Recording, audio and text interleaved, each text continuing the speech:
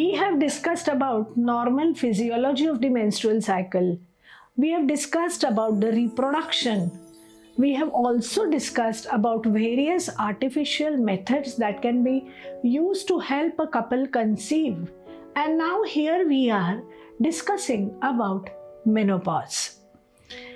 We are very curious to know about the term menopause, to understand what actually happens physiologically during the process of menopause. Are there any effects or side effects of the process of menopause on the body? How should we be tackling these problems associated with menopause? Should we be taking medicines to cope up with the problems, or is it a natural event? Let's try and answer these questions one by one. Imagine in utero, in a female fetus, the number of the primordial follicles or the immature eggs on the ovary amounts to almost more than 7 million. But as soon as the girl child is born, the process of menopause starts. It just means that these primordial follicles undergo the process of atresia or destruction. So almost more than 6 million are lost in this process. So a girl child at time of birth is left with only 1 million primordial follicles. Now out of these also lots of and lakhs of follicles disappear, and by the time the girl reaches the age of puberty or menarche, the number of follicles remaining on the ovary amounts to almost only 3 lakhs. In the premenopausal state, the number of follicles reduces to less than 1,000, and at the time of menopause, the number reduces to almost 0. But you will be surprised if I tell you that during the reproductive age of the woman,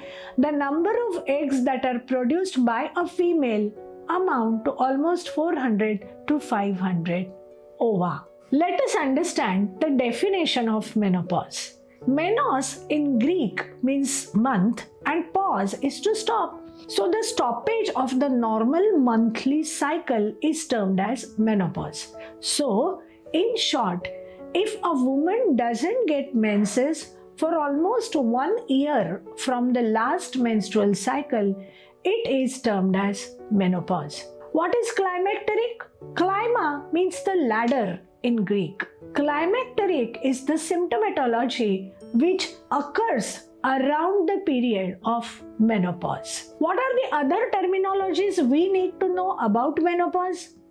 The first is premenopause, that is when the cycles are absolutely regular, and that is the reproductive lifespan of the woman. What is perimenopause? The term perimenopause refers to a time which might be in months or in years around the period of menopause. The term menopause indicates the stoppage of the menstrual cycle.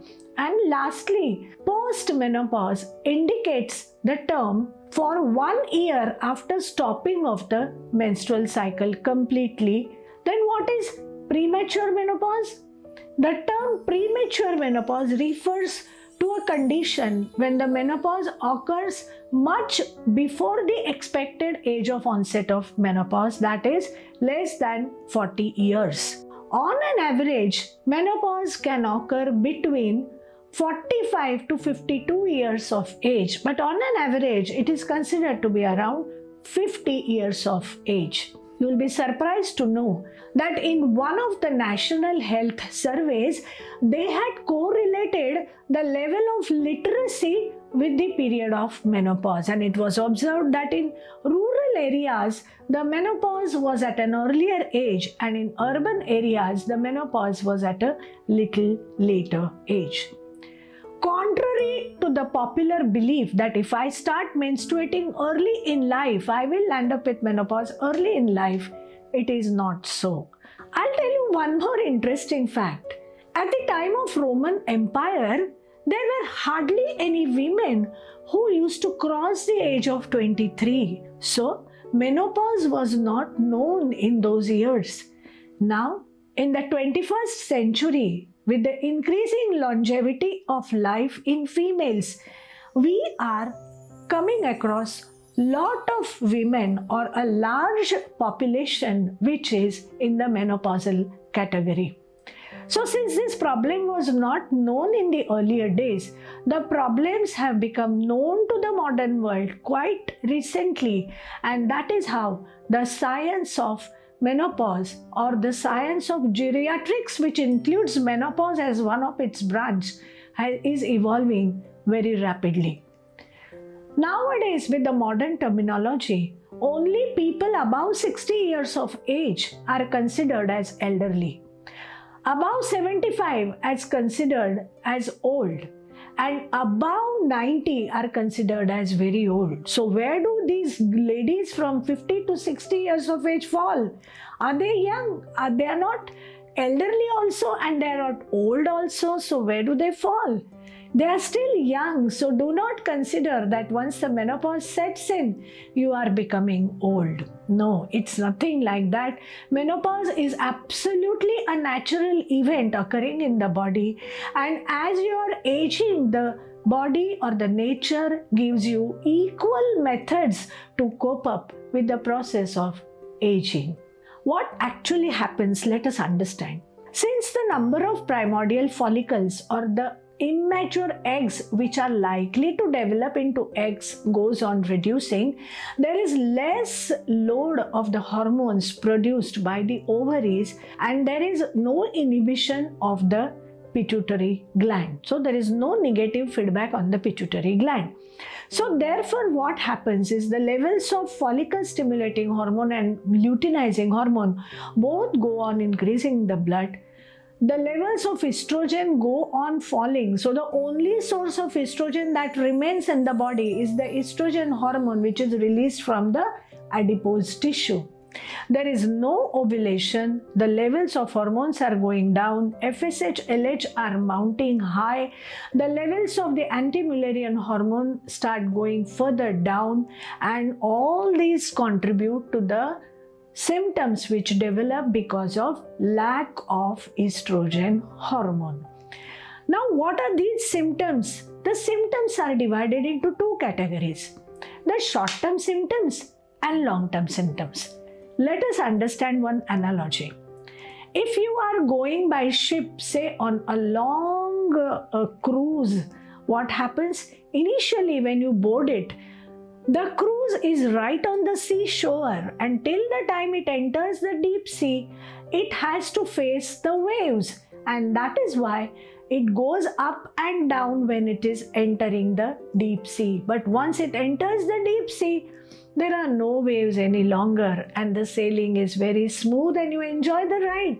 Something similar happens in the process of menopause. Initially, there are a lot of turbulences and disturbances which a woman faces as she enters the process of menopause or in the perimenopausal state. But once the menopause is done, and once you cross over a certain state, that is say 1 year or 2 years after the menopause, she starts settling in very smoothly, and the adjustments and adaptations of the body occur very smoothly.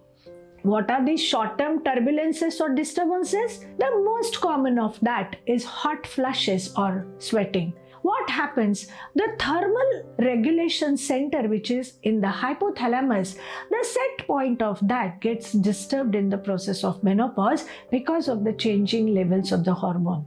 And that is why there are sudden episodes of excessive sort of hot flushes and followed by the period of sweating, and so this becomes a very, very restless phenomena called as hot flushes, and one takes time to cope up with these occurrences of hot flushes, which mostly occur at night time.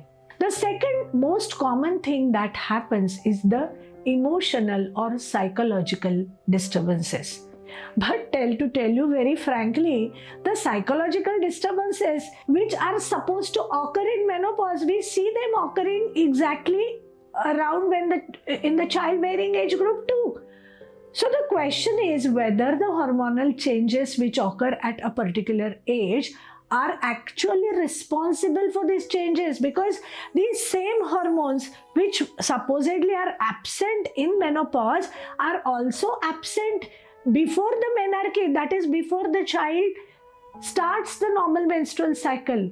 The third change which occurs is in the urogenital system. It is said that 1 out of every 6 women lands up with the urinary complaints in the process of menopause. Why does that happen? Because under the influence of the deficiency of the estrogen hormone, the epithelium starts undergoing dystrophy, and this epithelium of the urinary bladder of the urogenital tract becomes very sensitive to the attack of the bacteria. So the urinary infections are common. The urinary urgency is very common because the capacity of the bladder to hold the urine for a longer time goes on diminishing. The fourth most important thing what happens is the vaginal atrophy. The vaginal area, which is under the influence of estrogen hormone, undergoes atrophic changes, and that is what is responsible for painful sexual relations. Not only that, but the sexual relation feeling, that is called libido, goes on diminishing or decreasing over the period of time. Although these are natural happenings, one has to accept and adapt to these changes in the body in a very positive way. After having discussed the short-term symptoms, let us talk something about the long-term symptoms. Out of this, the most important is osteoarthritis. The osteoarthritis means the aging of the bones and cartilages, which causes pain at the time of the movement of the joints. Osteoarthritis, especially of the knees, is very common in elderly population. So one needs to take consultation from the orthopedic surgeon and decide about the need of further intervention or management. Another important topic which everyone would like to know is the calcium status of the bones. As we all know, osteoporosis is also very common at this stage. It's a topic which needs discussion at a length, but because of lack of time, we cannot discuss it in detail. But there are various methodologies which are dual X-ray absorptiometry, computerized tomography, radiographic absorption, magnetic resonance imaging or MRI, ultrasonography, and others. So one can get an idea of the bone marrow density and decide whether and in what dosages the calcium supplementation or vitamin D3 supplementation is necessary. So once we know the process of menopause, what we now need to know is how to tackle the process of menopause. The most important statement that is given in the textbook of gynecology is natural menopause needs no treatment. That means it is self-explanatory. One need not be supplementing or loading the body with the doses of vitamins and calcium which are not advised by the doctors. Another important thing is counseling. One needs to know about the process of menopause. One needs to investigate the basic investigations like a sonography of the uterus and of the ovaries, some basic blood investigations to know the levels of triglycerides, to know the levels of cholesterol. The vascular accidents in the menopausal age are very common. These are non-communicable diseases, so they also need to be addressed or tackled properly. One needs to know what all dietary supplements need to be taken in the process of menopause. We also need to know what type of exercise is necessary for the body. How should our sleep habits be cultivated? What should be our frame of mind when we are facing the problems in menopause? All that is equally important. The question is whether we should be taking the hormone replacement therapy, yes or no.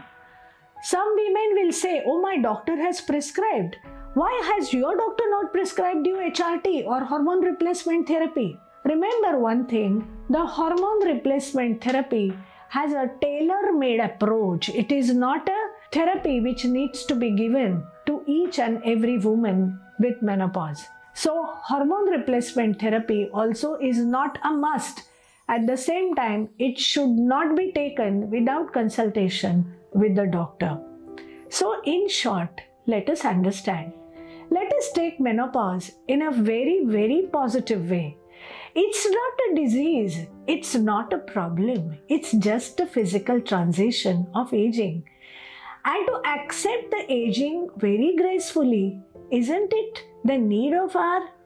I think the body always gives the capability to accept, adapt, and accommodate to the changes happening in the natural process of aging. The question is of only accepting it gracefully, which we need to address very positively.